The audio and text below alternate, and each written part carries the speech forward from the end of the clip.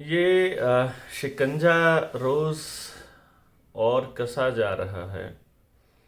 आपकी ज़िंदगी में दखल इनका बढ़ता जा रहा है। आपको सर्वेलेंस पे रखा जा रहा है। आपके बिहेवियर को एनालाइज किया जा रहा है।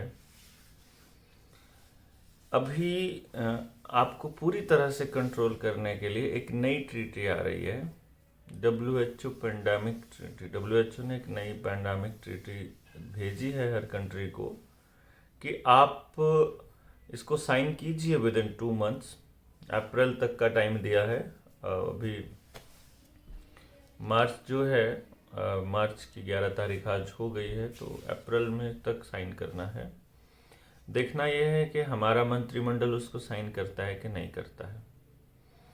सबसे पहले कोई भी देश का अध्यक्ष है वो ये दिखाने की कोशिश करता है कि मेरे देश का सेंटिमेंट मेरे साथ है। यूपी में चुनाव हुए, यूपी समेत 5 राज्यों के चुनाव हुए। सभी जगह न्यू वर्ल्ड ऑर्डर के एजेंट्स चुने गए। मान लीजिए चन्नी साहब चुने जाते, वो भी न्यू वर्ल्ड ऑर्डर के एजेंट थे। तो लोगों को ये वहम रहना चाहिए कि सरकारों को उन्होंने बनाया है। इसीलिए पंजाब में जहाँ बीजेपी की कोई बिसात नहीं थी, वहाँ पर आम आदमी पार्टी को सरकार दे दी, बना करके प्लेट में परोस करके पूरी सरकार परोस दी। तो ये जो खेल है इसको समझना बहुत इम्पॉर्टेंट है आपके लिए। उत्तर प्रदेश में जहाँ पर, खास तौर पे पश्चिमी उत्तर प्रदेश में, जहाँ बीजेपी के एमपीज, एमएलएज, मंत्री, कैबिनेट मिनिस्टर्स, किसी की औकात नहीं थी एक सभा करने की भी। और अगर सभा कर रहे थे तो वहाँ कोई आता नहीं था। वहाँ पर भी ये लोग फुल मेजोरिटी से जीत रहे हैं। इस खेल को समझिए। नहीं आ रहा है समझ तो पिछली वीडियोस देखिए, जहाँ पे मैंने कहा था कि 2022 में ऐसे इस तरह से चुनाव होगा कि जितने इनको राज्यसभा में सांसद चाहिए उसके हिसाब से एमएलए जीतेंगे। तो यूपी में ही पूरे हो रहे हैं राज्यसभा के सांसदों के कार्यकाल। तो अभी आपको पूरे नतीजे मिलेंगे इसके।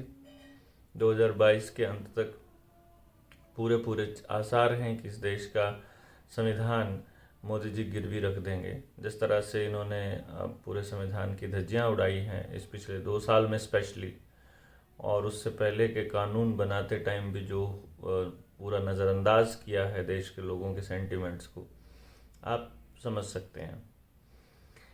खास तौर पे समझने वाली बात यह है कि टेलीविज़न मीडिया ये दिखाने की कोशिश कर रहा है कि सारे मुद्दे गौण हो गए हैं देश में और मोदी जी का वर्चस्व जो है वो सबसे ऊपर है।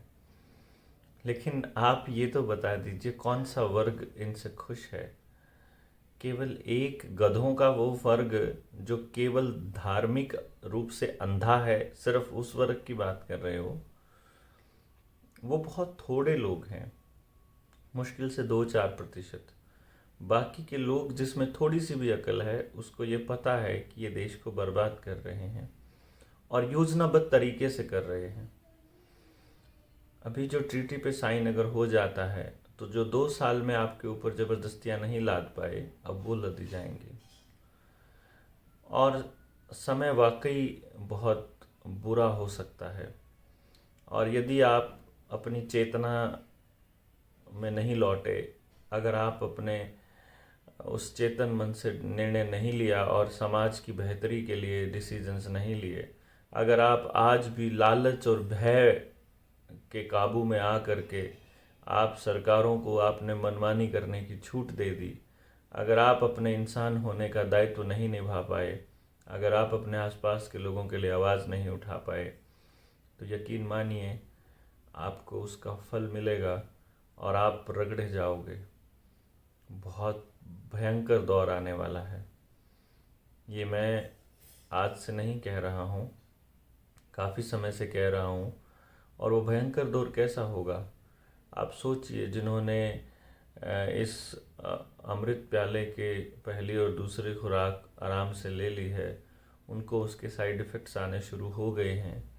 तीसरे वाले का भी साइड इफ़ेक्ट्स इतने ज़बरदस्त आ चुके हैं, जब ये कह चुके हैं कि बच्चों में संक्रमण जो है वो कोई असर नहीं करता है।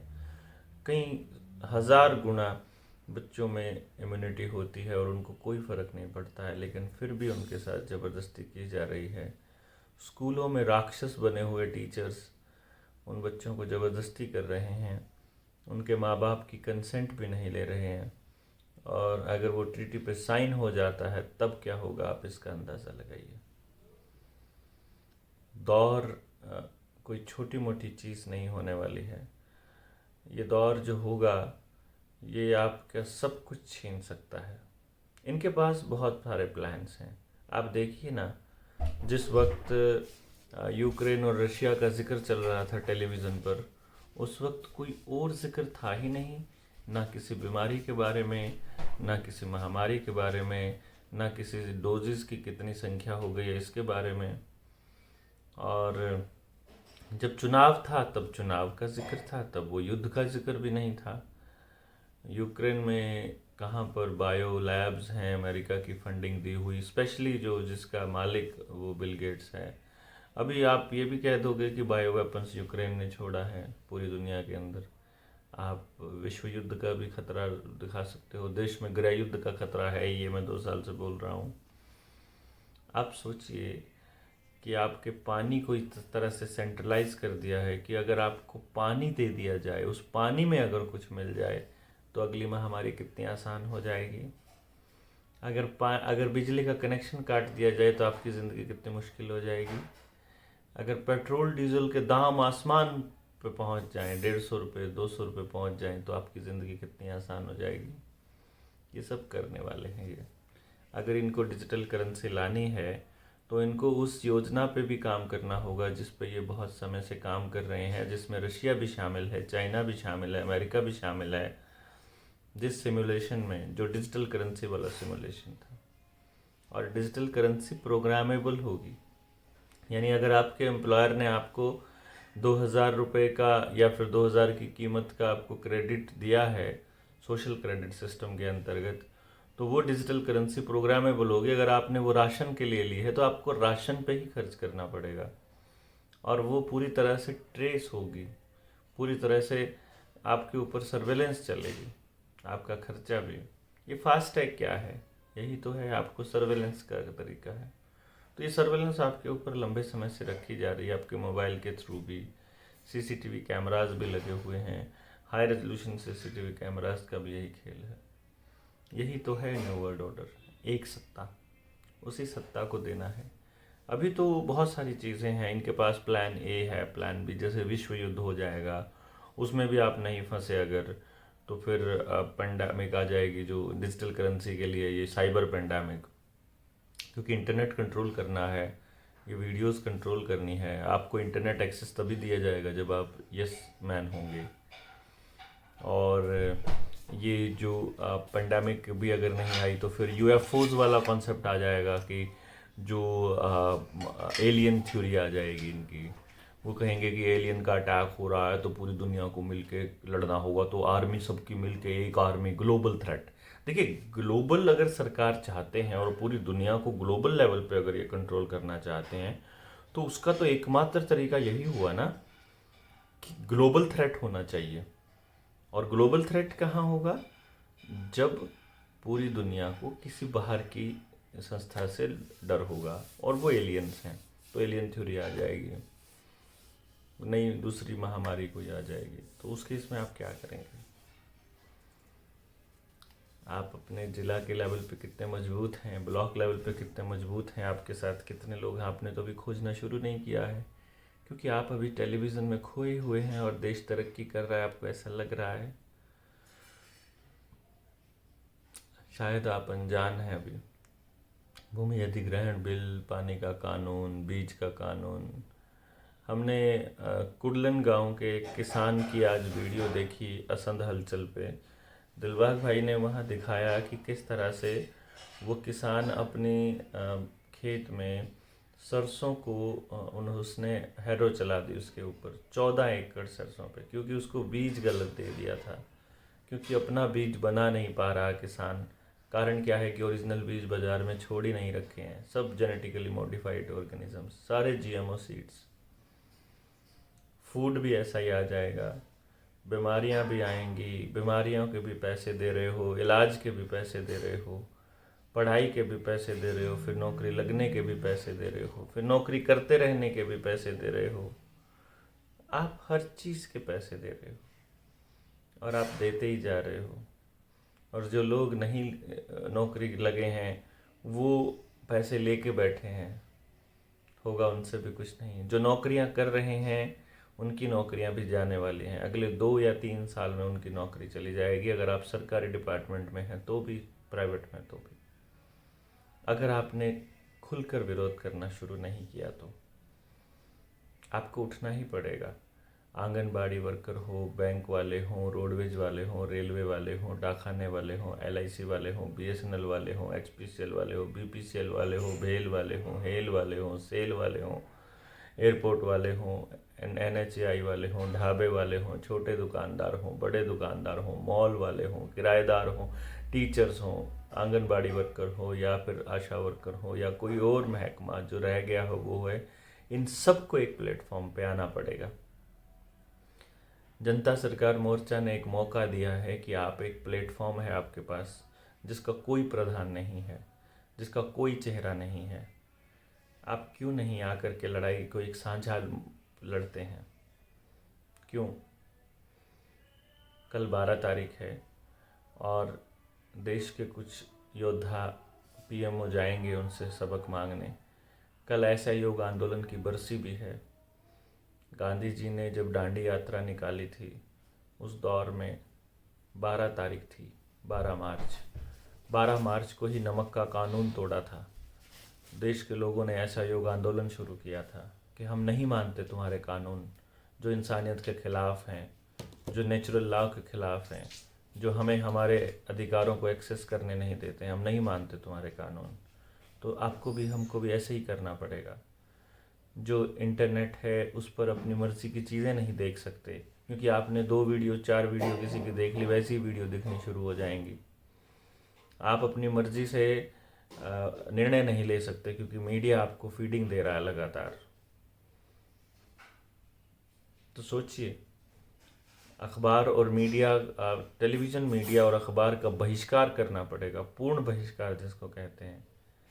आपको अपने कम्युनिकेशन के साधन डेवलप करने पड़ेंगे। आपको अपनी नई शिक्षा व्यवस्था बनानी पड़ेगी कि बच्चे को समाज के लिए किस तरह तैयार करना है। आपको कुदरती कानून पर भरोसा करना होगा और इनके बनाए हुए कानूनों के ऊपर आपको भरोसा कम करना होगा और आपको इनका विरोध करना होगा जो इंसानियत के खिलाफ है। जब ये न्याय नहीं दे पा रहे हैं तो न्यायपालिका किस चीज़ की? जब ये सुरक्षा नहीं दे पा रहे हैं तो पुलिसिंग क्यों? और जब हमारे पास इतने सारे लोग हैं तो हमें CCTV कैमराज और आर्टिफिशियल इंटेलिजेंस और मशीनों की क्या ज़रूरत है काम करने के लिए? या अगर है तो उन बच्चों के लिए कोई काम बताइए। तो ज़रूरी है आपको उस दिशा में काम करने की कि आप अपने बच्चों को किस तरह का समाज देना चाहते हैं। आपने उस दिशा में तो काम करना शुरू किया ही नहीं।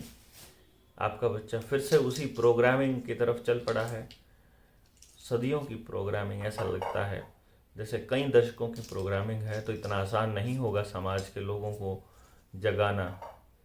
पर और कोई रास्ता नहीं है, और कोई रास्ता नहीं है, इसीलिए करना पड़ेगा। और जिसको समझ आ गया वो तो बैठ ही नहीं सकता, उसके लिए बैठना तो पाप जैसा लगता है। तो आपके बच्चों के सामने एक जीवन है जिसको आपने तय करना है कि वो आप कैसा जीवन चाहते हैं। आप तय कीजिए, आप सवाल पूछिए सरकारों से। आपकी मनपसंद सरकार बन गई ना, अब तो बन गई ना, देखते हैं आप क्या करते हैं, देखते हैं आप किस तरह के डिसीजन लेते हैं। अभी निर्णय लिए जब भी पता लग जाएगा, क्योंकि अरविंद केजरीवाल की सरकार भी उन्हीं की सरकार है। 2000 के चालान काटकर उन अपने आकाओं की नज़रों में बहुत अच्छा बन गया है, तो प्रधानमंत्री कैंडिडेट के तौर पर लोग देखना शुरू कर देंगे और टेलीविज़न मीडिया इस तरह से फीड करेगा जैसे मोदी का अल्टरनेट आपको मिल गया है।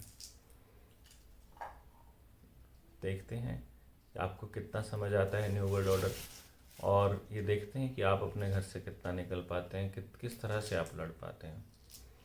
क्या आप अपने लिए, क्या आप ये सोच कर तय कर सकते हैं कि आपको अपने बच्चों के लिए कैसा संसार चाहिए? क्या आप उस दिशा में विमर्श करें, क्या आप उस दिशा में काम करेंगे, या केवल और केवल हम कोसते रहेंगे। हम चारों तरफ से काम कर रहे हैं। बाकी अभी जो है 14 और 15 को हमने ट्रेनिंग रखा है। 5 जिलों के लोगों से संपर्क हुआ था हमारा। कैथल, जींद, सिरसा, हिसार और फतेहाबाद, इन जिलों के लोग खास तौर पर आमंत्रित हैं 14 और 15 तारीख को। आप व्हाट्सएप कर सकते हैं 9518170000 पर, ताकि आप ये जान सकें कि कहाँ पर होगी ट्रेनिंग और किस तरह से आपको आना होगा और क्या होगा। करेंगे उसमें भी चर्चा थोड़ी और गहन, और एक पड़ाव से आगे बढ़ेंगे। बिना किए तो होगा नहीं, लेकिन आप करेंगे कैसे और अपने बच्चों को बचाएंगे कैसे इन दरिंदों से, ये सोचने वाली बात होगी। मैं कुछ चीज़ें बता ही रहा हूँ लगातार, फिर एक एक करके हर चीज़ पर आएंगे, वीडियो बनाएंगे अभी अगर पॉसिबल होगा तो। तब तक के लिए आपसे अलविदा लेते हैं। आप अपने कमेंट बॉक्स में, आप इस कमेंट बॉक्स में लिखिए कि आप कैसा समाज चाहते हैं अपने बच्चों के लिए, किस तरह का।